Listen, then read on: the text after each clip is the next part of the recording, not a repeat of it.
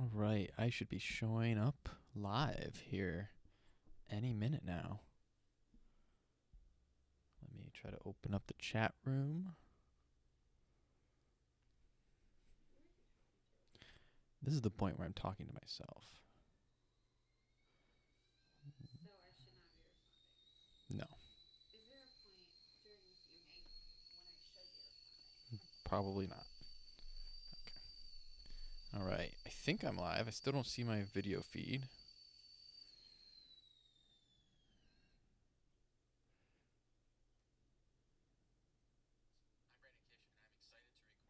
Ooh.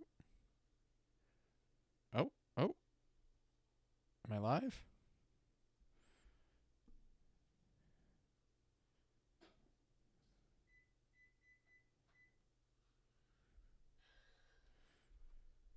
Well, it shows I don't have any viewers yet. Of course, the first time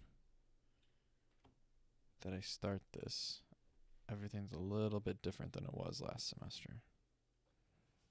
Oh, oh. I think I am live.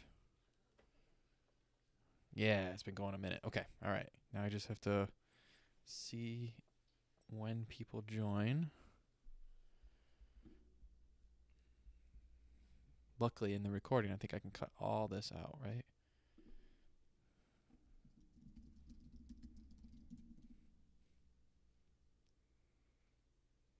I think that's my video. Got my audio going.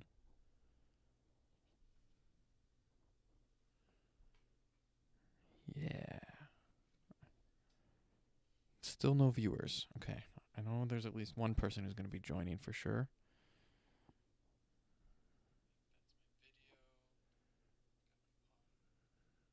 Oh, wow. That is quite delayed.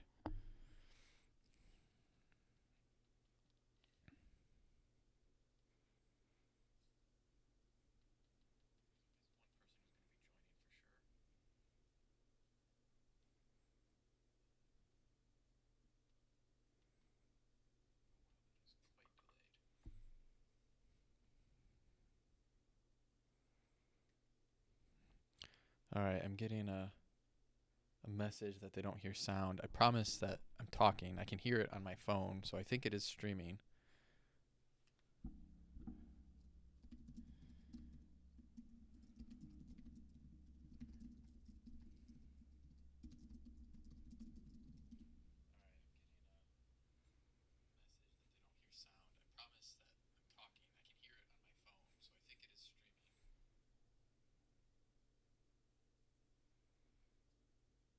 Okay. All right. We're good on sound. Okay. Thank you. You know, this is the first stream of the semester. So I appreciate your patience as we get it all figured out here. And tomorrow I get the added complexity because Web Design 1 is being taught by two teachers. I'm one of the teachers, and Anthony Freds is teaching it with me. So tomorrow I get to figure out how to get two people to show up at once, and that is going to be fun. All right, so welcome back to Web Design. This is Web Design 2, and this is the first semester that we've offered it online, which is exciting. This is what our live streams are probably going to be like most of the semester.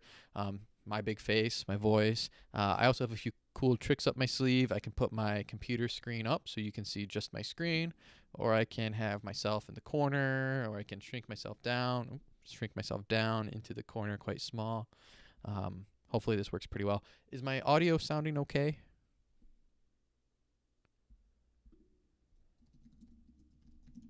I'll send a message out here.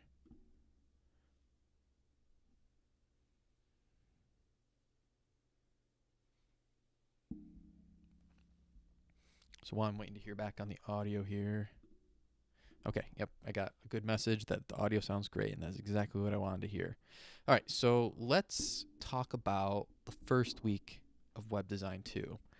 We build on top of what we've already learned. We're still working with the same technologies. You still need to do HTML, write a lot of CSS, even more than last semester, and write some JavaScript.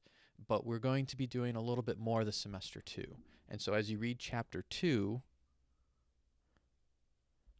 I want to point out this was a lecture that I gave last semester if you took the web design class. Uh, in the book, in chapter 2, they talk about different roles that you might have as a web designer, and they make this big distinction between front end and back end. Front end typically deals with just the HTML, CSS, and the JavaScript. And in this screenshot, I have a picture of the admissions application that we have at the college. On the right-hand side is actually code that does not look like HTML or CSS or JavaScript. It's actually Ruby code. That's the programming language Ruby that we use to build the admissions app, and it's responsible for taking whatever's typed into the form and validating it, making sure that all the fields are entered in the correct format. And it actually starts submitting that information into our student information system. It generates emails that get sent out. So when we started with Web Design 1, you were creating a form, but you were missing the step that would actually do something with the form. So that's where the back-end role comes into play. At mid, our web development team, our programming team, actually does a lot of both at the same time. And I think it's funny that our textbook refers to that as something that's rare. They call it being a unicorn. You can be a unicorn too. And actually this semester, there is an added emphasis in web design too about some back-end technologies. We spend at least half of the semester working with a content management system. Oops, let me get over to the right part here. We spent about half the semester working with a content management system. And we take a look at a couple content management systems. The one that we're going to play around with most is WordPress. But that's going to give you a taste of what it's like running a back-end system. You'll get the chance to adjust the theme for WordPress, which is going to require you to sprinkle some PHP code into that template, and that's back-end code. So you're going to be doing a little bit of back-end programming, and you're going to mix that in with the front-end work that you already know.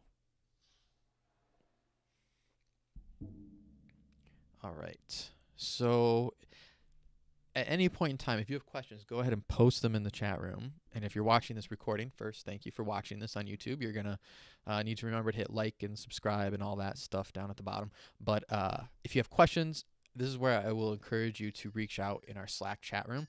We have a small Web Design 2 class this semester. It's the first time it's been offered online, so we wanted to run it. We have, I think, just like 5 or 6 students in it right now. We need to make sure that we compensate for that, and we have a lot of discussion in the Slack chat room because there's not a lot of us. So if you have any questions along the way, please reach out in either the Twitch chat room if it's live or in the Slack chat room after the fact, and we'll talk about your questions.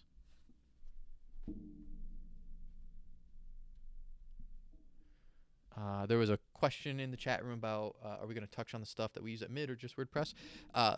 So when I talked about content management systems, we actually use a content management system on our website. If I switch over to my computer screen here, I will undoubtedly show off the Mid-Mish website multiple times to show off some aspects of it. Particularly tonight too, we're going to talk about responsive design towards the end here.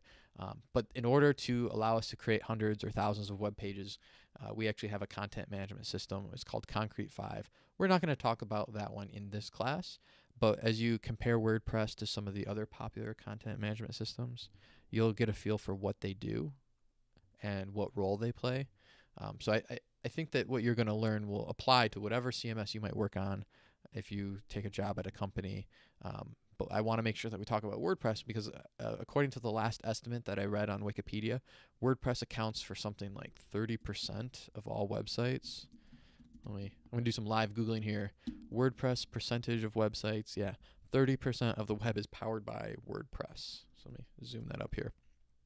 So I think that makes it a perfect candidate to learn about in Web Design 2, in particular because if you are going to do some freelance work, clients almost ask for WordPress by name because they know what it is.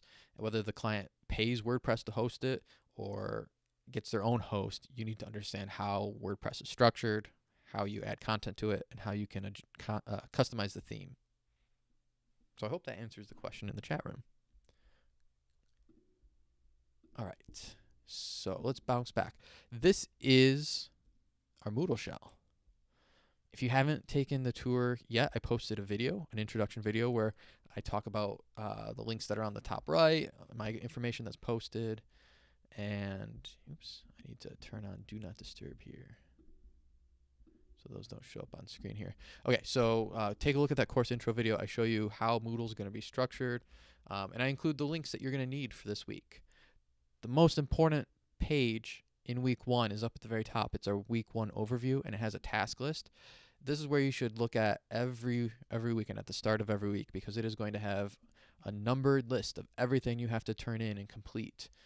So this week, I wanted everyone to vote on when they could attend the live stream, and from what I'm seeing in the chat room, we do have a few people tuning in. I hope that you're all part of the web design class. If not, welcome strangers. There's a video for you to watch. You have to join the Slack team, which if you're coming from Web Design 1 and you took that with me, I think you're already used to Slack. We're going to use it for more projects this semester. My goal is to get people working together. And that might not just be within the Web Design 2 class. We might actually have you pair up or work with some of the Web Design 1 students at some point.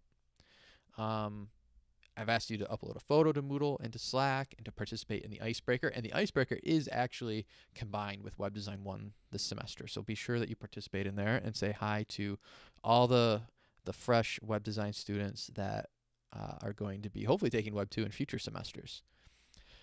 So this week is kind of the transition week because we're coming from people that may have taken web design last semester, stretching back all the way to people that took web design a couple years ago at the college. And there have been some changes to how the course works besides it becoming an online class. For one, we've changed textbooks. I love this textbook. I thought I loved the previous one before, but this one in particular, there's something about the author's writing style that just speaks to me. And there's actually a couple guest chapters along the way, and you can tell right away when the author switches. So there's something unique that I appreciate about her perspective. If I remember correctly from a podcast I listened to, she actually helped build one of the first websites for, I think it was either for an e-commerce shop or for a company. It was one of the first .coms ever built. I thought that was pretty interesting. And she's still involved a lot with how web design is taught. She has a domain for the web class called learningwebdesign.com. And let me tell you, learningwebdesign.com is one of the best domains you could probably have reserved for yourself. And she has a lot of information about the textbook on there, including slides that I'll be referring to throughout the semester and some solutions and examples from the textbook. So we will definitely be visiting this website later on in the semester. All right, getting back to that task list, I decided to grab a couple of the quizzes from Web Design 1 and take some of the important concepts that we had talked about from Chapter 2 and 3 back into a quiz that you all need to take, just to get your brain back into the web design mode. It's going to include some questions about responsive design, only a few, and it's mostly going to make sure that we understand some key concepts about web design, back end versus front end, how browsers work, how URLs work, because all of that is still applicable to web design too. You can take the quiz as many times as you want. It is open book.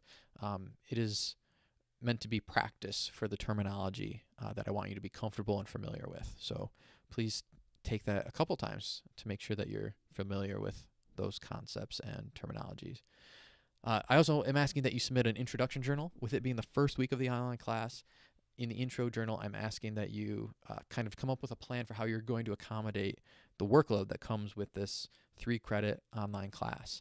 A 3-credit class is intended, according to our accreditor body or accreditation body, to mean 6 to 9 hours of work each week. That's the investment that we expect in order to succeed in this class. So I've done my best to provide resources and readings and exercises and activities that will get you to that 6 to 9 hours.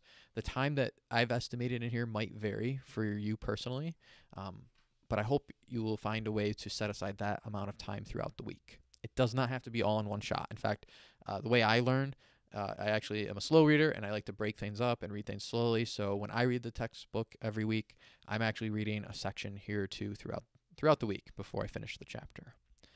The main activity this week is about Visual Studio Code, and the link for Visual Studio Code is in the top right of the Moodle shell. I will point that out in just a second. But what you're going to be completing is a scavenger hunt, and I want you to take the time to really play around with Visual Studio Code. If you took Web Design 1 with me, I think you're familiar with Atom. We use that a lot. Right there's the link right there to Atom. You can download that and play around with it. But this semester, I want to introduce you to another tool. It's actually becoming even more popular than Atom. Let me point to the link right there. Visual Studio Code is made by Microsoft. They make a lot of great developer tools. Visual Studio Code is like a new, lighter version of their main developer tool. It's the main tool is called Visual Studio, and you might have used it in a programming class. Visual Studio Code it does not share the same coding platform or the same platform. It's like fresh ideas. It's built by web developers for web developers, and it's a lot like Atom. I'm going to show you a few things that are going to feel like Atom, but Visual Studio Code is way faster. It is gaining in popularity because people have created some amazing plugins and extensions. And if you take a look inside of the scavenger hunt, there's a student who already posted a tip that just blew my mind. I knew that Visual Studio Code could use what's called Emmet to type code more quickly, but I had never seen a demo that was as cool as what was recorded by our fellow student. So check out that video. Everyone has been asked to find a feature of Visual Studio Code that they like and record a demo video or put together a Google Slides presentation of how that feature works. And while I'm talking about Visual Studio Code, I might as well give you my favorite tip. Let me delete what I have here. So when you first open Visual Studio Code, you'll probably be greeted with a window that looks like this right here. It allows you to create a new file or open a folder to get started, but it also includes some ways that you can customize Visual Studio Code, and it will give you a rundown in the Learn section of how the interface works. And this might be how you find your tip to share with the class. Of course, there are other ways to find tips. I believe I linked to a lynda.com course that's all about Visual Studio Code. I know there's some goodies in there that you can share. And there's Stack Overflow and Google, all the great resources on the internet. I'm sure you can find a tip about Visual Studio Code that would be relevant to share. What I want to show you is something that I think a few of you saw me do in past semesters. I think everyone loves autocomplete. So let me start there. I don't have any code in this document right now. I just created a new file called index.html. You can see I have the tab open here. I'm going to zoom out a little bit more. Autocomplete is a power that Atom shares, but Visual Studio Code's autocomplete is on steroids. So it actually gives you multiple options that you can arrow down through. So if you wanted just the HTML tag itself, you can have that autocomplete. But what comes up by default is a simple HTML5 starting point. And if you just hit enter, it took no code. I just typed the words HTML, and it replaced it with all the starter code that you need.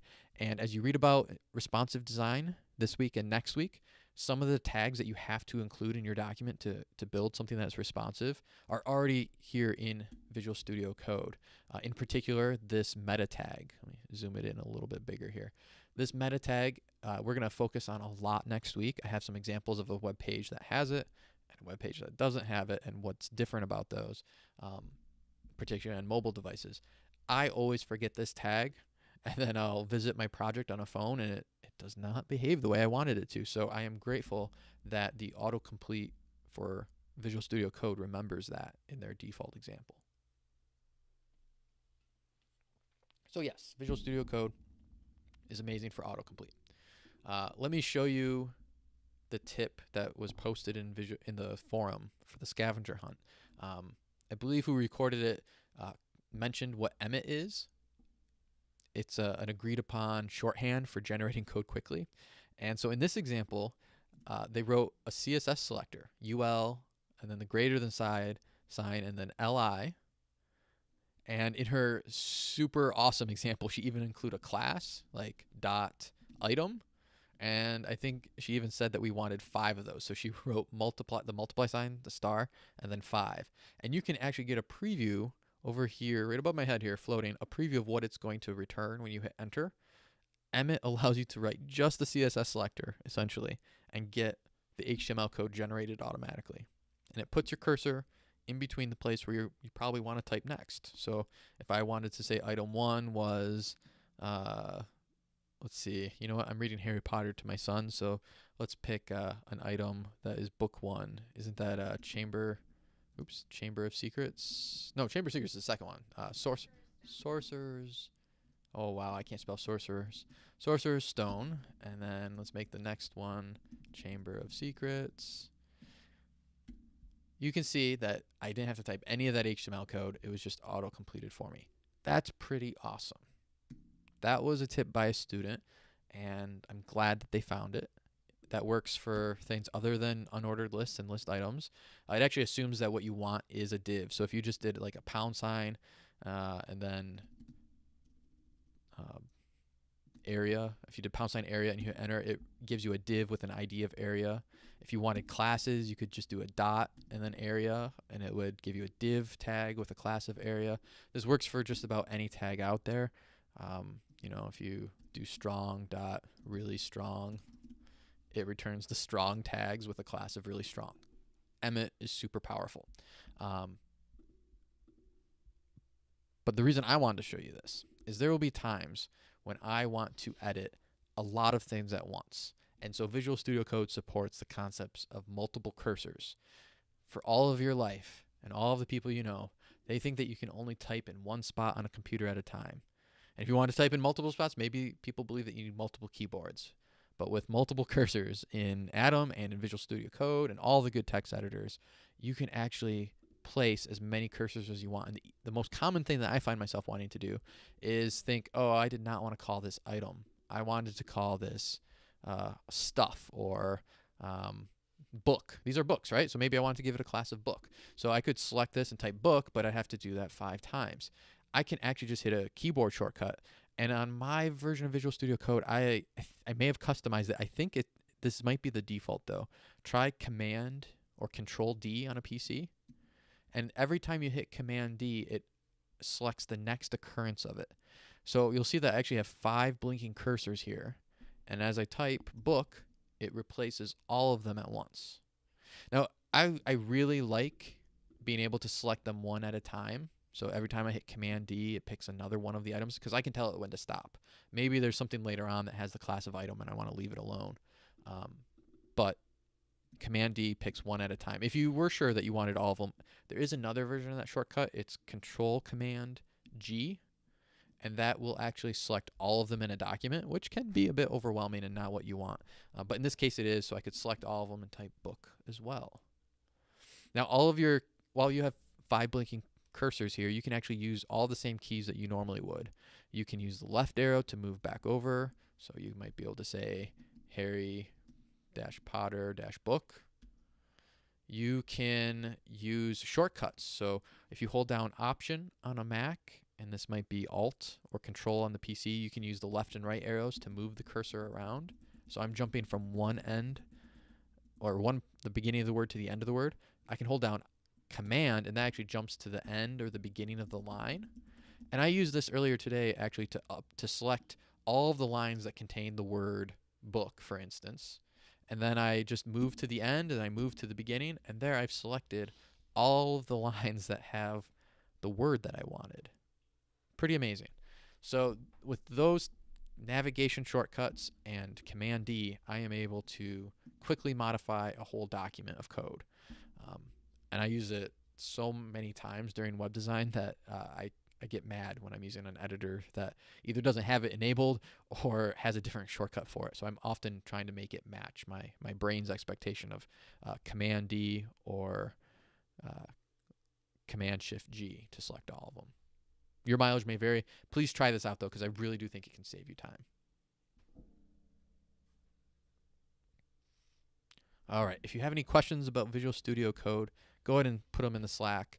I just wanted to mention one last cool trick. I hope I'm not stealing this from anyone, but I made a CSS file to go with my HTML file, and I can't get over how nice this is. If I was trying to change the body background color, this autocomplete is so great. I can go down to background color and hit enter, and when it autocompletes, it shows me actual colors that are built into HTML as word values. So if you wanted dark red, you could choose it. Or if you know the hex code from Web Design 1, you can actually type in any color that you want. Make sure you type all the characters that are needed. And when it recognizes that you have all 6 digits, it actually gives you a preview next to it of what color it is. And if you just hover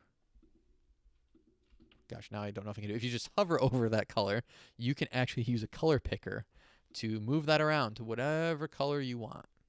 You just hover over there. If you want to change the opacity, you can do that as well. This is kind of like an RGBA value, which I expected it to change to RGBA, but I guess it assumes that you can just add 2 more digits at the end. I did not know that. But anyways, I know that people love this, and I just love seeing pretty colors appear when I'm typing CSS. All right. So yeah, I don't see any questions about Visual Studio Code. So I am going to move on to the next topic. Let me hide Visual Studio. And that's responsive design. We're going to spend the next couple weeks learning how to make a web page responsive. What does responsive design mean? I'm going to show you. Let's go to the Midmish website. If you are lucky enough to have a big screen like this here in front of me, you're probably used to the desktop view of our website. But if you, like all other good web designers out there, grab the corner of your window and you shrink it in, maybe you've done this before. As you shrink it, you're going to notice a few things. At certain points of the web page, things change. So I'm moving it down slowly. I'm going to go again. That was a bit more dramatic of a change. You'll see that as it gets to the size of a phone, the content changes. Some things got taller, some things got wider, some things got larger. Our nav bar changed entirely. Responsive design is the idea of adjusting your content to fill the screen at any given screen size.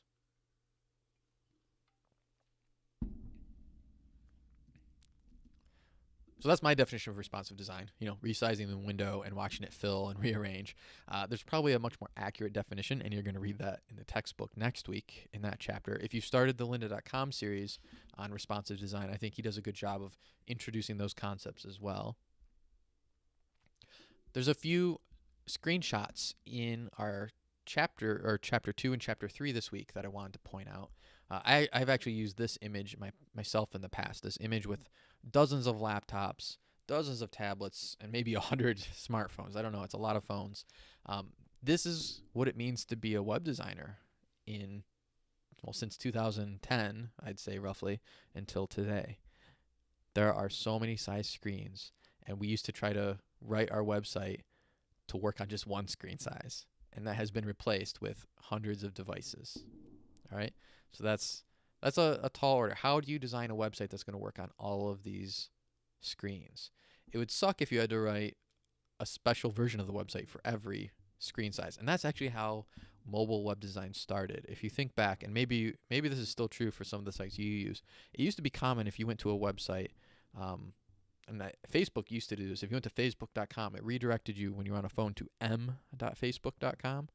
I think that might have changed since then, but it was very common for websites to have a completely separate, stripped down, light version of the website that was their mobile version. It was usually with a little M and then a dot, and they maintained that. It probably had a lot of the same information, but there were significant things that they left out because they didn't have a good browser on phones at the time.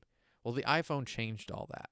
The iPhone was able to show a real web page. And when Steve Jobs introduced it, he actually pulled up the New York Times on the iPhone, and it was the real New York Times website. And he would zoom in, he'd pinch in to show the content bigger, and that was a great experience compared to what we had before. But we quickly realized within a couple years that it was hard to read, and it would be much better if we could change how far in you were zoomed on a phone to begin with, and that's where the meta tag that I showed you in Visual Studio Code is going to come in next week. But beyond that, if we just think about responsive design in general, it is much better if we can get the same content to change its width, change its font size at different screen sizes. So the CSS working group added the ability to write what are called screen or media queries. So you can actually write a special CSS query, like a selector, that targets certain device sizes. And if you add that concept to all the selectors that you already know, you can actually say that on a mobile size screen, which it might be less than 500 pixels, we want, here, let me pull up midmish.edu again, on a screen size that is really tall and narrow. Make sure that this logo is no longer just in the tiny upper left-hand corner, but it's actually centered and it's bigger than it would normally be. And if you combine that concept of changing the CSS properties that you're showing or that you're using at different screen sizes, you can actually make elements disappear, reappear. That's particularly how our nav bar works up here. There's certain links that just aren't that important, and we're okay with hiding them behind like a drop-down menu here. But when you have the extra screen, sure, put some of those links back into place. So responsive design is all about using the screen, the viewport that you have available, and reorganizing to make the content accessible and usable at that screen size, allowing you to focus on the content. So I have a couple exercises that we're going to do next week that I've done before. And one of the things that I had students do was try to explain responsive design. And so one student found this beautiful image that says content is like water. And I've used it ever since he showed it to me. He said that content is always going to flow to fill up as much of the screen as it can. So in this little image here, it doesn't get much bigger than this, unfortunately, but you'll see that this little teacup turns into a teapot, turns into this tall and skinny bottle, turns into a smartphone, turns into an actual desktop-sized screen. That's what we're trying to do with responsive design. It applies to this crazy image of dozens of devices, and it also covers this design concept from Brad Frost, who actually who took that picture of device fatigue, to say that the web is something that we're not going to be able to predict where it's going to go. There are TVs that you can buy that show web pages now. I don't think people envisioned that when the web was created. So our goal as web developers is to make robust content that is going to work on old devices and new devices. And responsive design is actually a concept that allows us to prepare for screen sizes and devices that we can't even imagine. One example is this watch that I'm holding on my wrist here. They actually added in, I think it was the last operating system update for the Apple Watch, the ability for someone who sends you a link in a message, the watch will actually show a little mini version of that website, like scaled down. It's not a great way to use the big website, but with media queries, you can actually target the watch size, and you'd be surprised how usable you can make a web page even on a watch. All right, I have a fun question in the chat room about whether we're going to make a pizza this semester. That's going to make no sense to a lot of you students, but yes, there is going to be a challenge to recreate a pizza design. So thanks for asking that in the chat room. All right, back to responsive web design here. The first resource that I shared with you about responsive design is this lynda.com course. And I want you to watch at least the first and part of the second sets of videos in here, just so you can see a professional take on what responsive design was like. And this actually is a really old course, relatively speaking. It's from 2012. The whole course isn't very long. It's 2 hours and 14 minutes. I think I'm asking you to watch about half of it. This is going to set the stage for a really great chapter in our textbook next week about responsive design. And you're going to be adding just a few tags and a few CSS selectors that are going to transform a website that up until now has been made for a desktop size screen into a mobile size screen. If you think about the Zen Garden assignment from Web Design 1, when you worked on your midterms, you made a beautiful design, but it probably only worked on one screen size. And I remember students who were trying to use it on a different computer or on their phone. They were disappointed that they could not control the width, or when they placed something, it was in the wrong spot on one size screen. You are going to learn techniques to handle all of that. So that's a look at what responsive design is going to be like. We are going to take another look at the Midmish website with new eyes next week. And I hope that I've convinced all of you to try to visit some websites and resize them left and right like this, so you can get a feel for how responsive design works. That sudden rearranging that you see at certain screen sizes, you're going to understand why that's happening at certain breakpoints, as they're called, and you're going to have some fun putting that together yourself. So I think that's everything that I wanted to talk about this week. Let me pull up my notes. I have the syllabus handy too if you have any questions about that. Let me pull up the task list one last time. talked about Visual Studio Code. We talked about the videos you're watching. I'm going to take this recording of this live stream, let it get processed by Twitch, and then export it to YouTube. And I don't try to list any of my videos on YouTube. I try to keep them unlisted, but I will post the link to it in the Moodle shell so you can watch this recording in the future. So if you miss future live streams, you should be able to catch them later. That's always my goal. So make sure you do the reading. Make sure you spend a lot of time getting to know Visual Studio Code. It is going to save you a lot of time. Whatever investment you make in playing around with features or preferences right now is going to pay dividends like tenfold throughout the semester. So really try to find some tips and tutorials that you can learn from this week, and then share your favorite tip. It has to be unique. It can't be one that someone's already shared. So I've taken the color one, and I've taken the multiple cursor support, and someone else has already taken Emmet. There's probably more to Emmet that you could share tips on, and there's probably more related to color that I've barely scratched the surface on, but those core concepts that I've already shown you, I'd like people to branch out and find other features. Let me check the chat room here. Someone mentioned that they're not sure if the Harrison lab has Visual Studio Code working. Yeah, we have a help desk ticket in about the labs to make sure that Visual Studio Code's working. It should work on your computer. It works for Mac and Windows. I believe even if you have Linux, you should be able to get a copy of Visual Studio Code. It's free and open source, and it's getting better every week. If you want to be on the bleeding edge, you can actually get, I think they're called nightly Visual Studio Code. I forget what they call it, but if you want to be on the bleeding edge, it's called the Insider channel.